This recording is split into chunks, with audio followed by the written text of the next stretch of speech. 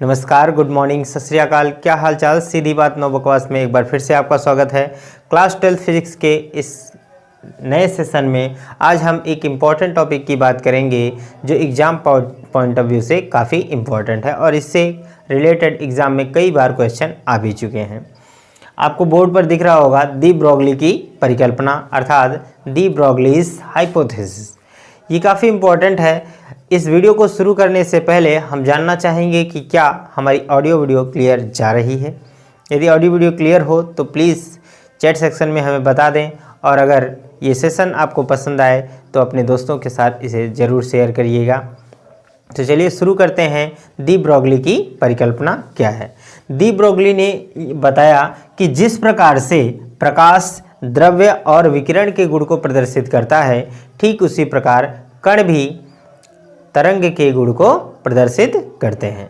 ठीक है, तो इस बात को आप सबसे पहले दी ब्रोगली की परिकल्पना को आप यहाँ पर अपने शब्दों में नोट करेंगे, चाहे तो हमारे शब्दों को सुनकर, लेक्चर को सुनकर या फिर वीडियो की पीडीएफ नोट से। ठीक है, सबसे पहले ये चीज़ यहाँ पर लिखेंगे और हम यहाँ पर दोबारा से आगे बढ़ाएंगे इसके डेरिवेशन को।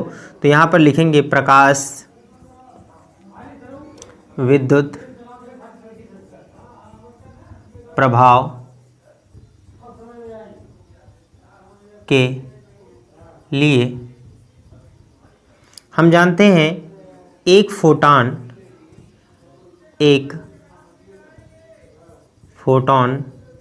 की ऊर्जा, एक फोटॉन की जो ऊर्जा होती है E बराबर होता है h न्यू के।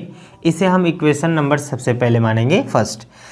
और हम जानते हैं कि आइंस्टीन के द्रव्यमान ऊर्जा संबंध से अगर आइंस्टीन का द्रव्यमान ऊर्जा संबंध समझें तो हम जानते हैं कि E बराबर होता है mc²। इसे हम इक्वेशन नंबर सेकंड मान रहे हैं।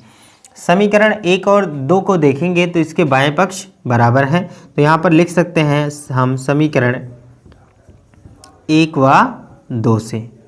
ठीक है, तो यहाँ पर क्या हो जाएगा, E की जगह पे h न्यू रख देंगे, ये हमारा हो जाएगा h न्यू इज इक्वल हो जाएगा हमारा mc²।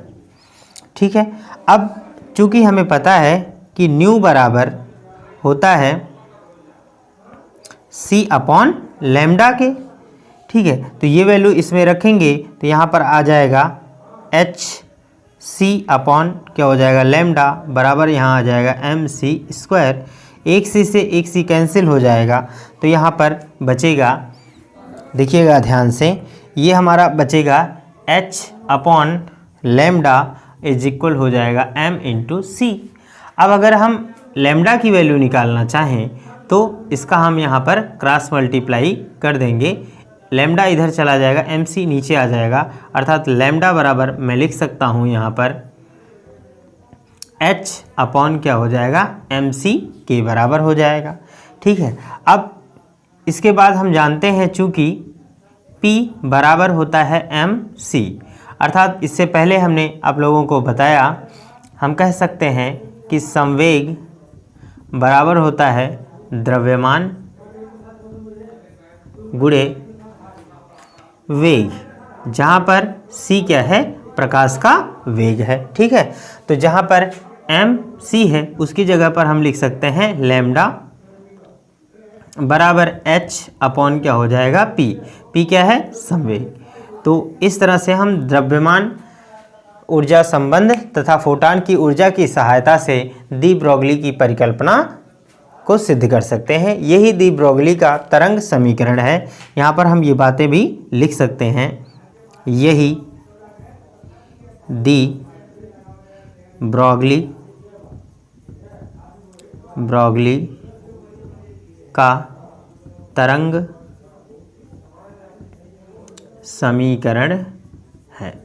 ठीक है, तो इस तरह से हम अपने इस टॉपिक को समझ सकते हैं। इसके साथ ही साथ एक बात और हम यहाँ पर देखेंगे कि यह जो तरंग है तरंग दैर्ध्य है लैम्डा, ये किन किन बातों पर निर्भर करेगा। तो चूंकि आप देख रहे हैं कि लैम्डा बराबर है h/mc, ठीक है। तो यहाँ पर आपको समझ में ये आ रहा होगा कि ये चीज़ क्या है, जो h है वो तो प्लांक कांस्टेंट है। कांस्टेंट को अगर हम हटा दें तो हम इसे कह सकते हैं कि लैम्डा प्रोपोर्शनल, इन्वर्सली प्रोपोर्शनल हो जाएगा 1/m के, और साथ ही लैम्डा इन्वर्सली प्रोपोर्शनल हो जाएगा 1/c के। तो हम ये कह सकते हैं कि जो तरंगदैर्ध्य है वह द्रव्यमान के व्युत्क्रमानुपाती तथा प्रकाश के वेग के क्या होता है, व्युत्क्रमानुपाती होता है। तो इस तरह से हम डी ब्रोगली के समीकरण को समझ सकते हैं, ठीक है। आप वीडियो को पॉज करिए और इसे स्क्रीनशॉट ले सकते हैं। आप इसका स्क्रीनशॉट ले लीजिए, फिर हम आगे कंटिन्यू कर रहे हैं, ठीक है। चलिए, स्क्रीनशॉट ले लिया होगा वीडियो को पॉज करके। इसके बाद हम सीखेंगे इसी में अपना अगला टॉपिक,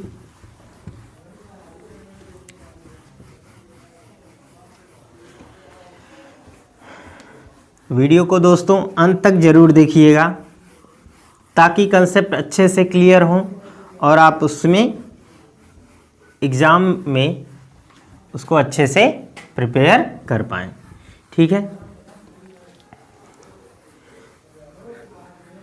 अब इसके बाद हम सीखेंगे अपना अगला टॉपिक, ठीक है। इसके बाद का जो हमारा अगला टॉपिक होगा इसी में दी ब्रोगली के तरंग समीकरण से ही संबंधित है, जिसमें हम बात करेंगे इलेक्ट्रॉन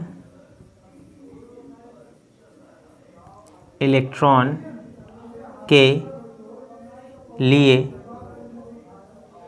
दी ब्रोगली द्रव्य तरंग, ठीक है। इस टॉपिक पर बात करेंगे। यहाँ पर सबसे पहले हम किसी एक यम द्रव्यमान के कण को कंसीडर करेंगे, उसके बाद हम दी ब्रोगली के समीकरण को इस पर अप्लाई करेंगे। इसके लिए सबसे पहले हमें यहाँ पर लिखना होगा, माना m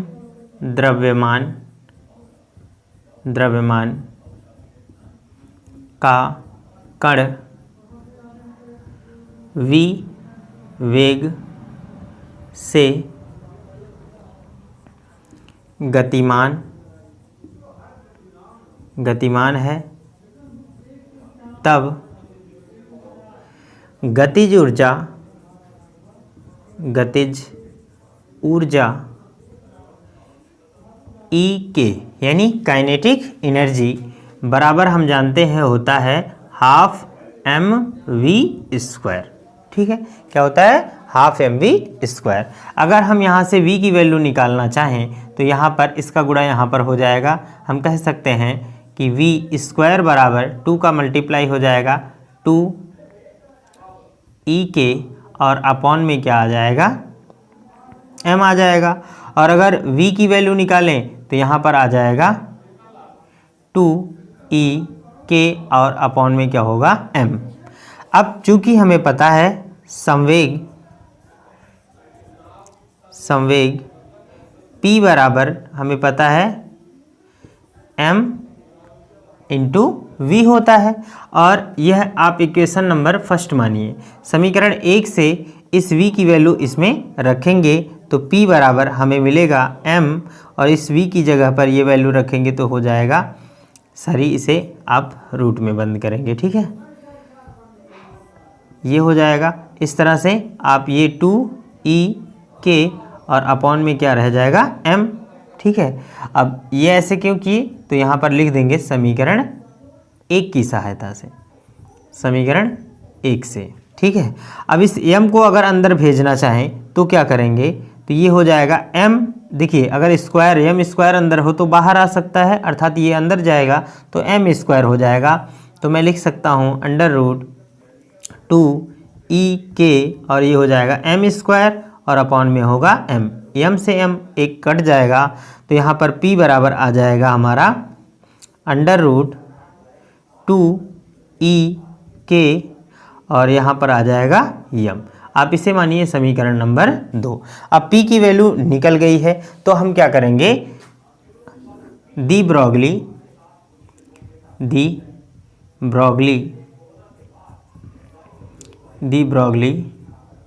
के तरंग समीकरण से, डी ब्रोगली का तरंग समीकरण क्या है आप जानते हैं, लैम्डा बराबर होता है h/p के, और p की वैल्यू जो या आपने यहाँ पर निकाला है इसको क्या करेंगे यहाँ पर रखेंगे, तो ये हमारा आ जाएगा लैम्डा इज इक्वल h/, यहाँ पर आ जाएगा p की जगह पे ये चीज़ रख लेंगे, ये हमारा हो जाएगा 2e(k) और ये हो जाएगा m। ठीक है, अब ये कैसे हुआ लिखेंगे समीकरण 2 से, समीकरण 2 का आपने यहाँ पर प्रयोग किया है। ठीक है, इस तरह से हो गया।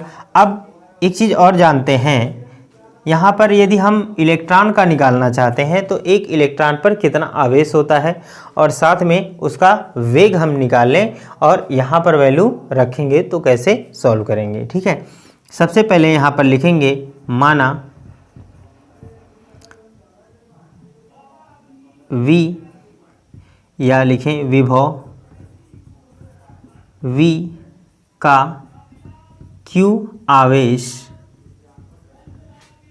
V का Q आवेश है, तब गतिज ऊर्जा E के बराबर होता है Q इंटू V के बराबर होता है, और ये वैल्यू यहाँ पर रखेंगे तो ये हमारा हो जाएगा लैम्डा बराबर यहाँ पर हो जाएगा ये h/√2QV और यहाँ पर ये हो जाएगा m।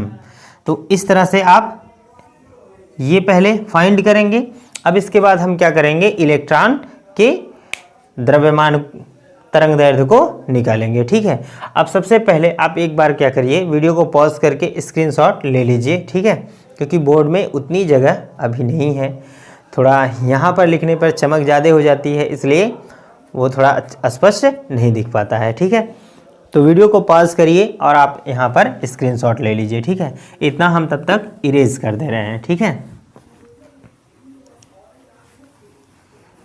हम बात कर रहे हैं इलेक्ट्रॉन के लिए डी ब्रोगली द्रव्य तरंग। ठीक है, तो यहाँ पर क्या होगा, यहाँ पर लिखिएगा सबसे पहले इलेक्ट्रॉन का द्रव्यमान, इलेक्ट्रॉन का द्रव्यमान m बराबर आपको पता है 9.1 × 10⁻⁻31 kg होता है। ठीक है, और यहाँ किस चीज़ की ज़रूरत है, ये द्रव्यमान हो गया और साथ में आवेश, वैसे H की भी ज़रूरत है, तो H बराबर प्लांक कांस्टेंट है 6.62 × 10⁻⁻34 जूल सेकंड होता है। ठीक है, जूल सेकंड, और यहाँ पर फिर क्या है Q यानी इलेक्ट्रॉन पर आवेश, इलेक्ट्रॉन का है तो ये Me और QE आप लिख सकते हैं, तो QE बराबर हो जाएगा यहाँ पर 1.6 × 10⁻⁻19 कूलाम। अब इन सब डाटाज को अगर इस वाले इक्वेशन में हम रख दें, इसे कोई इक्वेशन नाम दे देते हैं समीकरण नंबर 3। ठीक है, तो फिर यहाँ पर लिखते हैं समीकरण 3 से, समीकरण 3 यानी लैम्डा बराबर यहाँ पर h की जगह पर लिखेंगे तो 6.62 × 10⁻⁻34 और यहाँ पर फिर अपॉन में हो जाएगा, ये होगा 2 और इनटू Q की जगह पर हम वैल्यू रखेंगे 1.6 × 10⁻⁻19 कूलाम, और फिर V की वैल्यू हम नहीं लिखेंगे यहाँ पर क्योंकि अलग अलग वेग होगा ना, तो M की वैल्यू रख दीजिए, ये हो जाएगा 9.1 × 10⁻⁻31 और साथ में हम V का मल्टीप्लाई करेंगे। और अगर इन सब चीज़ों को हम सॉल्व करेंगे तो हमारा वैल्यू निकल कर आएगा लैम्डा बराबर, ये वैल्यू निकल कर आएगा 12.27 बटे √V एंगस्ट्रॉम के बराबर होगा। ठीक है, तो ये होता है हमारा इलेक्ट्रॉन के लिए डी ब्रोगली द्रव्य तरंग समीकरण। ठीक है, तो इस तरह से आप इसे ज्ञात कर सकते हैं। दोस्तों, आज का ये वीडियो काफ़ी इम्पोर्टेंट था और इसी लेक्चर के साथ हम आज का ये टॉपिक है समाप्त करते हैं। इसी के साथ हमारा ये चैप्टर भी समाप्त होता है। इसके बाद एक टॉपिक और बचता है, डेविसन तथा जर्मर का प्रयोग। लेकिन बोर्ड एग्ज़ाम 2022 के दृष्टि से डेविसन और जर्मर का प्रयोग इस साल नहीं है, इसलिए समय कम होने की वजह से हम वो टॉपिक अभी नहीं करेंगे। भविष्य में आगे समय मिलेगा तो उसे ज़रूर पूरा करेंगे, लेकिन अभी हमारे कोर्स के लिए बहुत कम समय बचा हुआ है, इसलिए हम वो अभी नहीं कंटिन्यू करेंगे। तब तक आप इसको अच्छे से तैयार करिए और ये चैप्टर जो है इसी के साथ समाप्त हो गया है। ठीक है, डेविसन और जर्मर का प्रयोग हम आगे कभी देख लेंगे। ठीक है दोस्तों, आपको वीडियो ये कैसा लगा हमें कमेंट सेक्शन में ज़रूर बताइए। अपने दोस्तों के साथ हमारे इस चैनल और इस वीडियो को अधिक से अधिक शेयर करिए, ताकि हमें आपके साथ साथ हमारी भी मदद होती रहे। तो मिलते हैं अगली क्लास में, तब तक के लिए गुड बाय, थैंक यू।